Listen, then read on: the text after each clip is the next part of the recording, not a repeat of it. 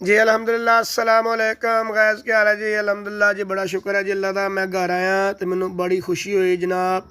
बच्चों ने मैनू अपना सालाना इम्तिहान के रिजल्ट दिखाए। इस्माइल ने माशाल्लाह फर्स्ट पोजीशन हासिल की और इस साल माशाल्लाह इब्राहिम ने भी फर्स्ट पोजीशन हासिल की।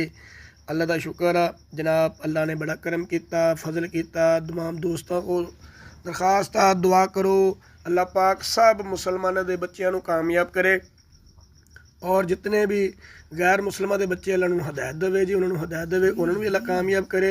हदायत तो बहुत ज़रूरी चीज़ आ, ये तो बगैर तो गुजारा ही कोई नहीं। बाकी इब्राहिम ने इम्तिहान दिता सी हिफ्ज़ कुरान का 5 पारियां का सालाना जोड़ा हुंदा वा। इस्माइल ने दिता सीगा दूजी का। अल्लाह ने बड़ा करम किया। उस तो बाद बहुत ही प्यारी मेरी लाडली बेटी कुलसूम फातिमा, उन्हें भी माशाल्लाह हाँ जी 80+ नंबर लैके दिल खुश किया। अल्लाह पाक इन्हां दी उम्र दे अंदर बरकत पावे और जिहड़े सुनने वाले आ तुहाडे बच्चों की भी उम्र च इलम च बरकत पावे और अल्लाह पाक इन्हां दी जिंदगी और आखरत और सारियां मुश्किलां आसान करके अल्लाह पाक इन्हां ले अच्छे फैसले जो है जिन्हें मुकद्दर दे अच्छे होन।